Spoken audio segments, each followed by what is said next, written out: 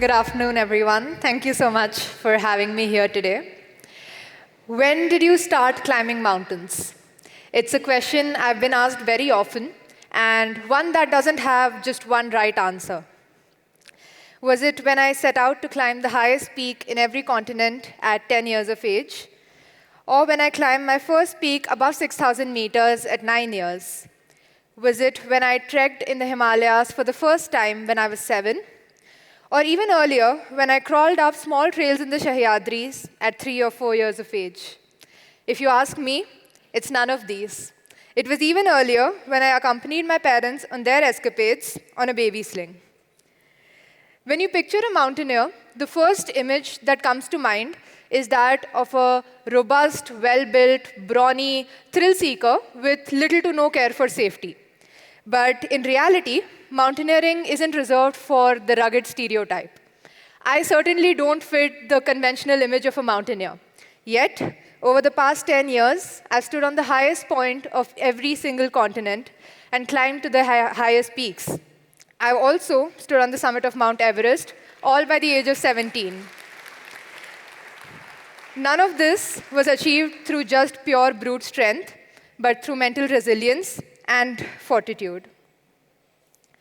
Contrary to the stereotypical belief, the success of any mountaineering expedition depends less on taking risks and more on meticulous planning. Every single aspect has to be thought of and catered to, right from your logistics, sponsorships, training, to the smallest of details like the socks to be worn on the summit day.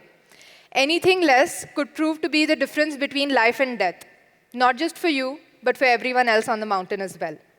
But in the 16 years from my baby sling days to becoming the youngest female in the world to complete the 7 Summits Challenge, one of the most important things I've learned is that life is full of unexpected challenges, and mountaineering even more so. No matter how much we plan, how well we prepare, how much of preparation we do, or how well we execute the projects, there will always be situations that test our limits, shake our confidence, and push us to our very hardest confidence. But it is in these moments that we discover our true strength. Almost always, the success that we see is just the tip of the iceberg. Underneath it lay stories of challenge, pain, sorrow, risk, and rejection overcome by a never-say-never attitude that personifies resolve. I'm sure each one of you would have faced those moments in life when everything seems to be going wrong despite the best of your efforts. I certainly have, many times. But emerging from those situations meant turning setbacks into success stories. And the process taught me key lessons in navigating the unforeseen challenges that life often throws at us. In January of 2020, my dad and I were in the Argentinian town of Mendoza, the gateway to its highest peak, Mount Aconcagua.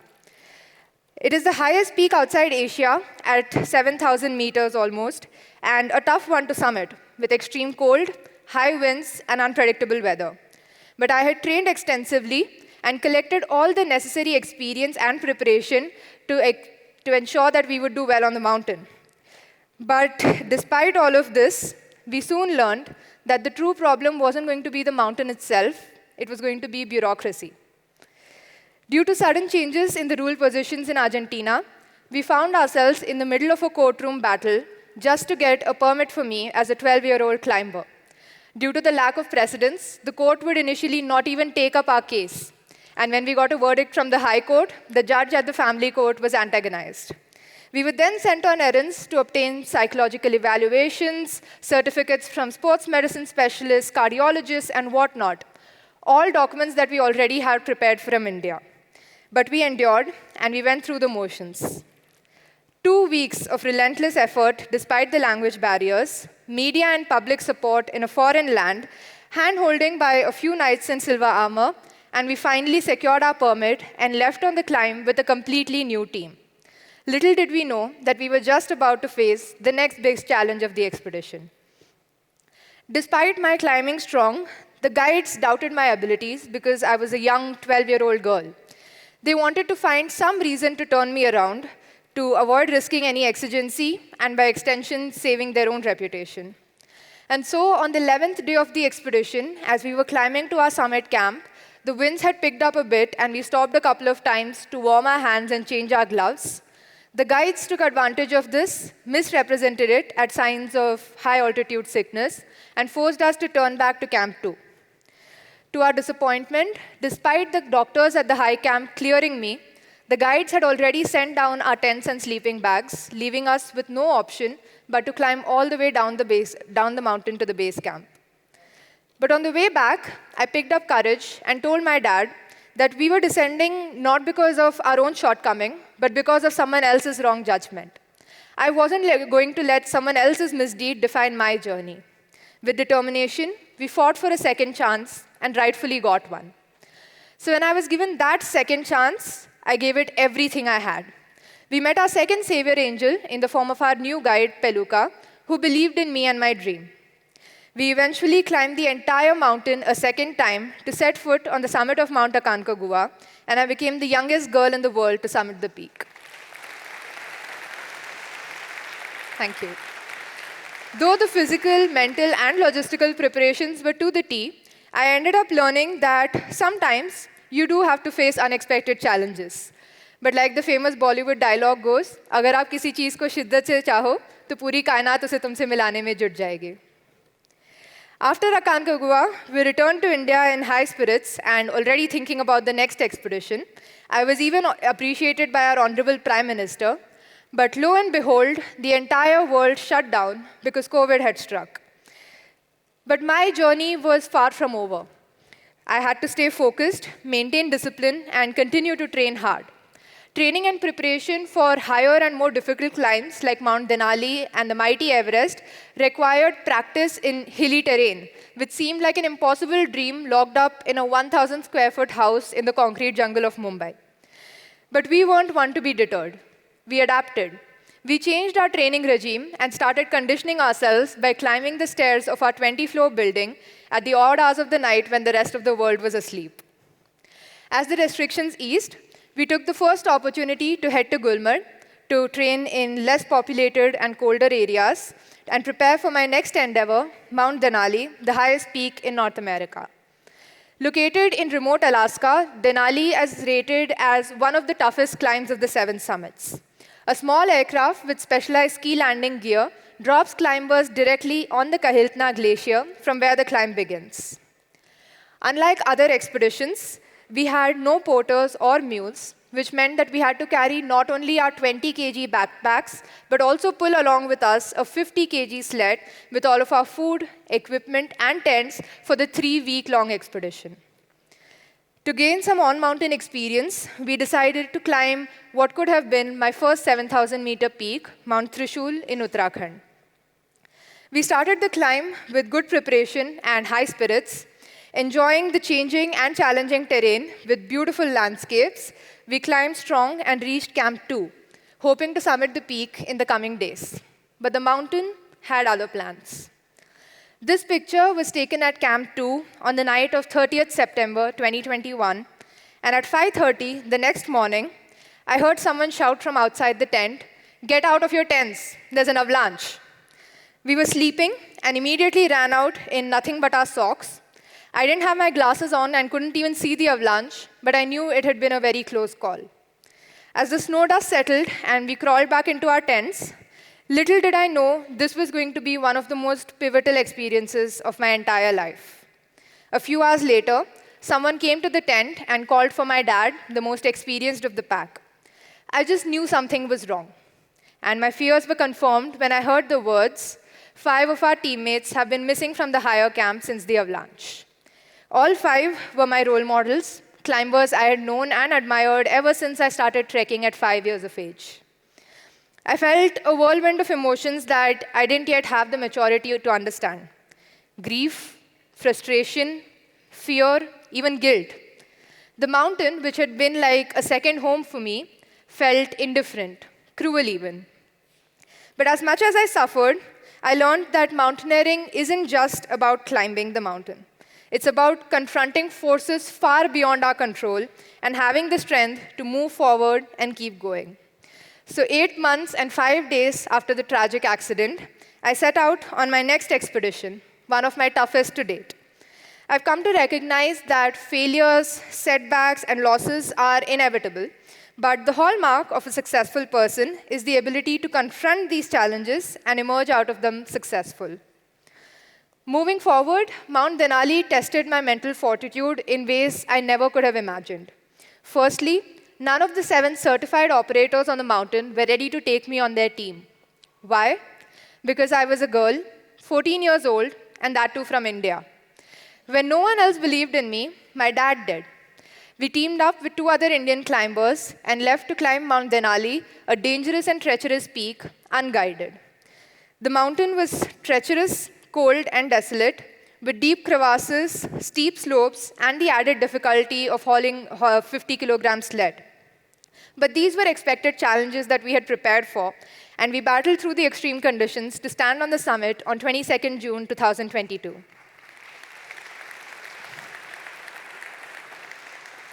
But the most terrifying part of the climb awaited us, descending as the lone team through a glacier riddled with crevasses. The natural snow bridges over them had melted due to the early onset of summer.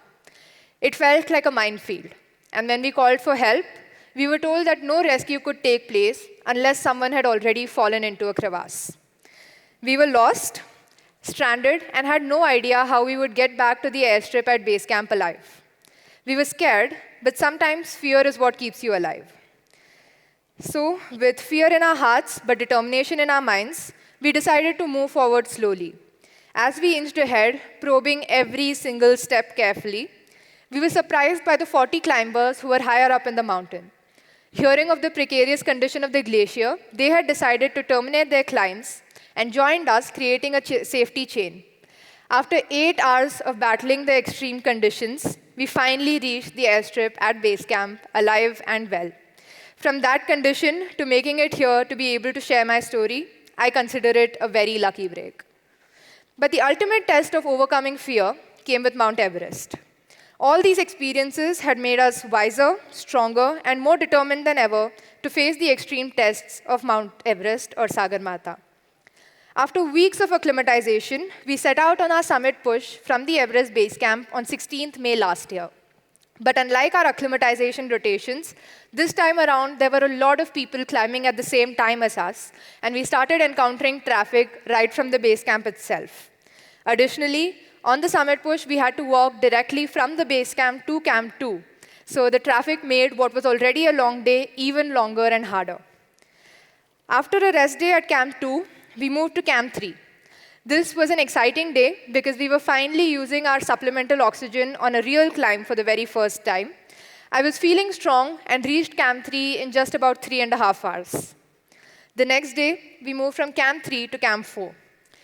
While we faced extremely high winds and constant whiteouts like you can see in the video, a lot of people turned back, but we endured through all of these tough conditions and finally reached Camp 4, the shelter at 8,000 meters, well above the red zone, from where climbers leave to climb to the summit of Mount Everest.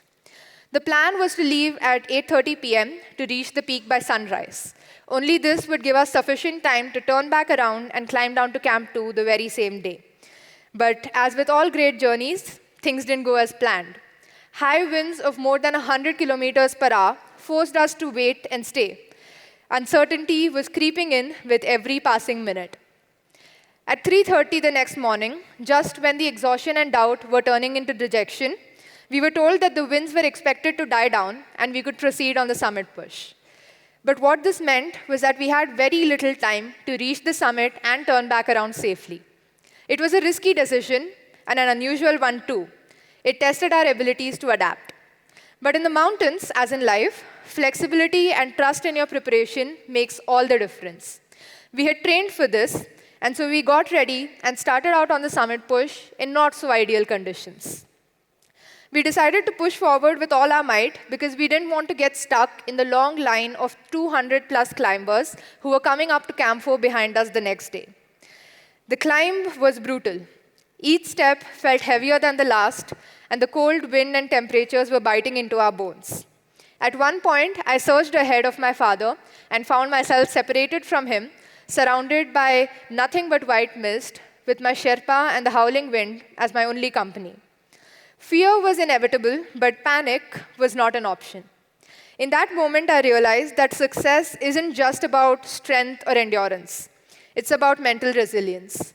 I focused on my climb, controlled my breath, and just put one foot in front of the other. After 8 hours of battling extreme conditions, I stood on the summit of Mount Everest on the afternoon of 20th May 2024, the youngest Indian and the second youngest girl in the world to do so from the Nepal side.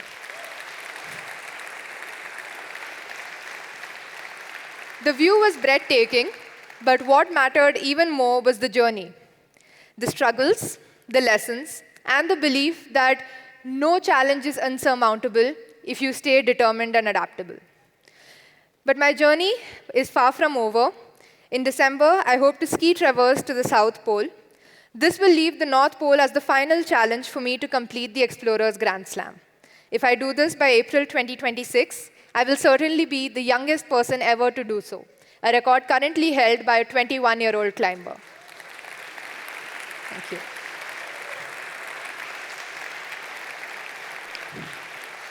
But beyond the records and the physical endeavors, the mountains weren't just material obstacles. They were lessons in persistence, courage, and in trust.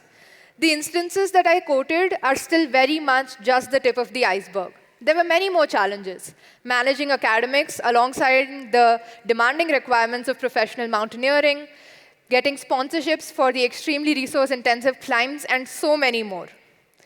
But there are many things that the mountains have taught me, and many lessons are yet to come. But if there's one thing that stands out, it's this. In the mountains, as in life, there will always be unexpected challenges, no matter how prepared we think we are for them. The best solution is to look down, focus on your breath, and just put one foot in front of the other. Because success isn't just about reaching the summit. It's about the path, the challenges, the setbacks, and the resilience to rise again and to keep going. Each of us will face our own Everest or even Everests in life, but with the right mindset, we can turn every setback into a success story. Because every challenge that I went through has only made me stronger, and my lessons from the mountains have only just begun. Before I end, I would request all of you to follow along for the rest of my journey and encourage me to keep climbing. Thank you all for being a wonderful audience. My father always says we should climb mountains to collect stories, stories that we can tell our grandchildren when we retire at an old age. Now, I've had a bit of a head start and don't want to wait till 60. So thank you, everyone, once again for being a wonderful, wonderful audience to my story. I really hope it spreads the spirit of adventure. Thank you.